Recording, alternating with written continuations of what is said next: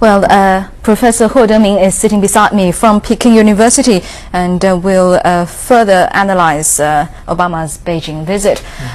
Professor, well, this is, as what we just said, Obama's first visit to China since he took office in January. But it is not the first time that he and President Hu Jintao met, right? It is actually the third formal meeting between them. Then how do you comment this morning's meeting? I guess for a president of the United States, which is the largest country in the world, and also the largest country in the developed world, and also China is the largest country in the developing world. And for these two presidents that meet together, everybody were curious what the new things they're going to say. But I pay attention to the slight change of phrase. That is, I think they are saying that they are going to show the responsibility to the rest of the world. And notice that they're doing this, leading the world to the world recovery. Now, recovery means we have been a recession, and since last year, that China and U.S. were working joint together, bring our own economy back, and in addition to that, we're going to lead the world on its road to the path, to the normal path, to a normal recovery growth.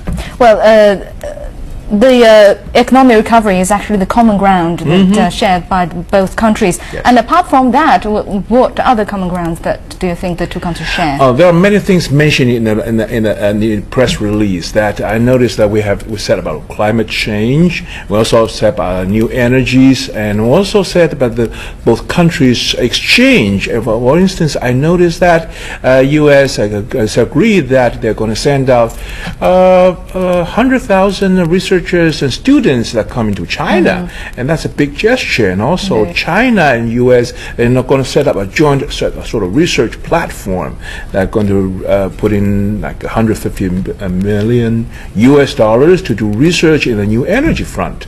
So I think all those are very concrete evidence that these two countries are going to work together. Well, according to you, what do you think are the most newest highlights of the Sino-US cooperation according to what you've seen?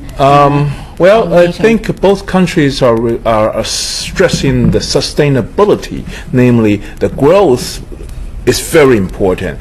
Now the source of growth has to come from where? From somewhere, and China and the U.S. are the two main growth engine for the rest of the world. So I think in terms of growth, in terms of economies, that's probably the main message. Well, Obama has been taking office since January. It's been less than a year. During this time, how do you evaluate the Sino-US economic and trade relations? Well, I noticed that both countries stresses the anti-protectionism on the trade part, but also I noticed with some emphasis on the U.S. responsibility. For instance, in the press release, it singled out that U.S. is going to reduce its fiscal deficit and is going to enforce a non-inflationary monetary policy, and also they're going to raise their domestic saving rate, which is very specific. On the China part, I also noticed that, well, China is going to redirect its growth from external to internal, boosting internal demand. Specifically, China is going to raise our consumption level. So that's a very significant point to be mentioned in such a press release. Well, Professor Huo, both the leaders, both Obama and Hu Jintao, agreed during Obama's this visit that transitioning to a green and a low-carbon economy is very essential. Energy cooperation is indeed a highlight of Obama's first visit to China. Then why is U.S. pushing very hard for cooperation with China, particularly in this field? Simply because China is the developing country, and the biggest developing countries. If U.S. can convince China to participate or join this effort, then it's much easier to convince the rest of developing world that, hey, China is in, why not you? And of course, the other side of the story is that the U.S. is very calculated on the risks involved, cost and benefit, that U.S. knows very much. But for China, since we're in developing country and entering this new frontier of clean energies, well, I doubt that Chinese officials, or generally speaking for developing countries, know how much the risks involved. So in a sense that the world needs to work together to clean up the carbon dioxide, but both sides need to test how deep the water is. So I think U.S. need China, but China also need U.S. The Obama administration is especially emphasizing on the importance of the green and low carbon economy, and as what we just said, that he's going to invest a lot in this sector. Yes. Can we say the new energy industry is the next growth point? Oh, definitely, definitely. I think there's no doubt that the new energy or the cleaner, greener, green economy is the next most popular slogan, either in economics or in any industries.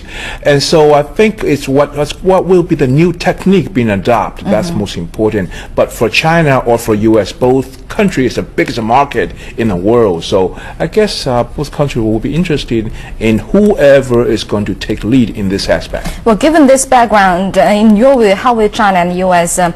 carry out cooperation in this field? And also, what are the future prospects apart from the technique that you mentioned just now? Well, China and the U.S. has a lot of cooperation that can be achieved. For instance, in terms of electric automobiles, that we know that in this specific field that Japan and Germany, they are working very hard, and also they take a lead.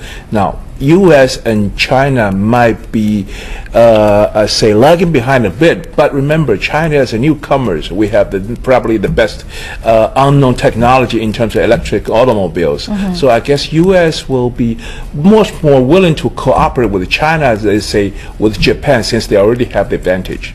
Well, U.S. Didn't sign the Kyoto Protocol, and it's actually a huge energy consumer, then it still seems reluctant to set concrete greenhouse gas emission reduction targets. Yet we can't deny that they're actually pushing for a new energy industry.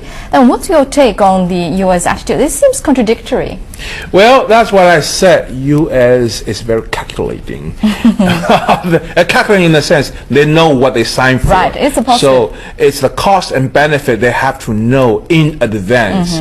But for the other countries, developing countries, either China or India, we don't have the expertise knowing how to do the calculations, and probably you cannot calculate as precisely as how U.S. did. So that's why U.S. does not sign the Kyoto Protocol, and that's why U.S. need China. Hey, let's jump in. So you mean that it's not that the other countries are reluctant to calculate. It's not. It's very complicated. It's very complicated. And for instance, that U.S. has all the experts, they have the data, and they still don't want to sign the Kyoto. And remember that. And there's some calculating things in there. Right. Given the calculating things here, do you think any new outcome in the future, in the coming Copenhagen meeting? Well, I guess it's time for both countries, U.S. and China, to participate in the Copenhagen meetings and sign whatever the world is agree on. Simply this green technology or the green futures is too important for mankind.